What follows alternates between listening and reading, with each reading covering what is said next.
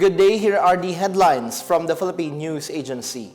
We start with some good news for non-permanent government workers. President Ferdinand R. Marcos Jr. has extended the employment of Contract of Service or COS and Job Order Workers or JO in government whose contracts will expire this December. The Presidential Communications Office announced today that the President gave the directive in a sectoral meeting in Malacanang on Wednesday. The President also instructed government agencies to develop the skills and capabilities of COS and JO workers to help them pass the civil service examination, which is a requirement for government plantilla positions. He also instructed them to conduct a thorough study of the current state of the government workforce, including the COS and JO workers. The President aims to build a pool of government workers that can perform and qualify for government plantilla positions. The Civil Service Commission and the Department of Budget and Management and the Commission on Audit earlier issued a joint circular governing the engagement of COS and JO workers until December 31, 2018, which was extended to 2022 and 2024 respectively. As of June 30 last year, 29.6% of nearly 833,000 of the government workforce were COS and JO workers. More good news, this time for health workers. The Department of Budget and Management has set aside 19.9 billion pesos for the health emergency allowance of health workers for 2024. DBM Secretary Amena Pangandaman says a total of 91.2 billion pesos had been allocated for public health emergency benefits and allowances or PEBA from 2021 to 2023. However, she says only around 64 billion pesos had been distributed by the Department of Health. Pangandaman called on the DOH to expedite the disbursement of the funds along with the computation of health emergency allowances through a mapping system. The PEBA included allocations for HEA1 COVID-19 allowance, special risk allowance, COVID-19 sickness and death compensation, and miscellaneous benefits such as meal, accommodation, and transportation allowance. The Department of Migrant Workers has ordered to stop the deployment of Filipino seafarers on cruise and passenger ships that sail through the Red Sea and the Gulf of Aden. Department Order No. 2, signed by DMW Officer in Charge Hans Leo Kakdak, directs licensed manning agencies to ensure that Filipino seafarers will not board vessels that will pass through these zones. Agencies are urged to submit an affirmation letter stating that the vessels to be boarded will not traverse these areas. They should also indicate the itinerary of the vessel every time they document the employment contract of the crew.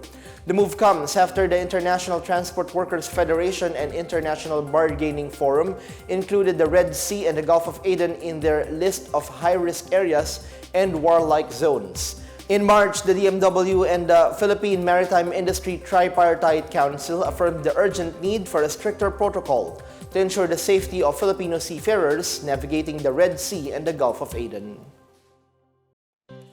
The Department of Information and Communications Technology has vowed to go after the individuals behind the deepfake video of President Ferdinand R. Marcos Jr. The DICT will coordinate with the Philippine National Police and the National Bureau of Investigation to find those who created and spread the video. The Presidential Communications Office on Tuesday warned the public about the video, which features an AI-generated voice mimicking Marcos and supposedly instructing the military to act against a particular foreign country in relation to the issue on the West Philippine Sea. DICT Undersecretary Jeffrey Ian D. noted that unlike previous videos mimicking presidents' voices to be used for jokes, this is the first time a president's voice is manipulated to make a policy statement.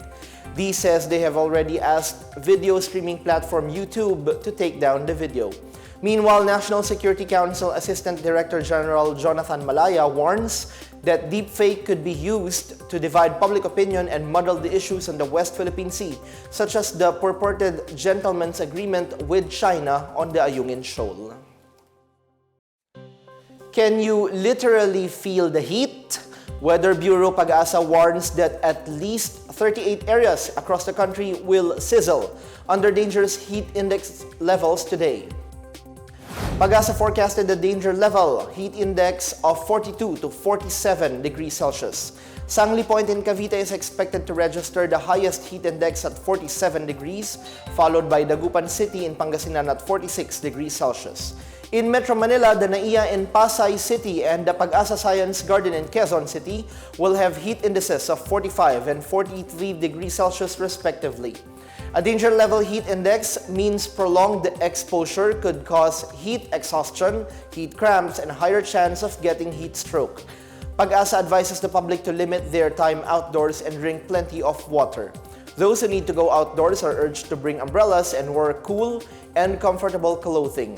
Meanwhile, Basilan, Sulu, and Tawi-Tawi can expect cloudy skies with scattered rain showers and thunderstorms due to the intertropical convergence zone affecting southern Mindanao. Metro Manila and the rest of the country will have partly cloudy to cloudy skies with isolated rain showers or thunderstorms brought by the easterlies and localized thunderstorms. And that's the latest and the biggest stories on the PNA headlines. For more news updates, please visit our website pna.gov.ph or our Facebook and X account, Philippine News Agency. The PNA Headlines is also streamed via the Servicio Facebook page. You may also watch the PNA Headlines through the Philippine News Agency's YouTube account via the News and Information Bureau website, nib.gov.ph under PNA News, or on the Facebook page of the Presidential Communications Office, or PCO.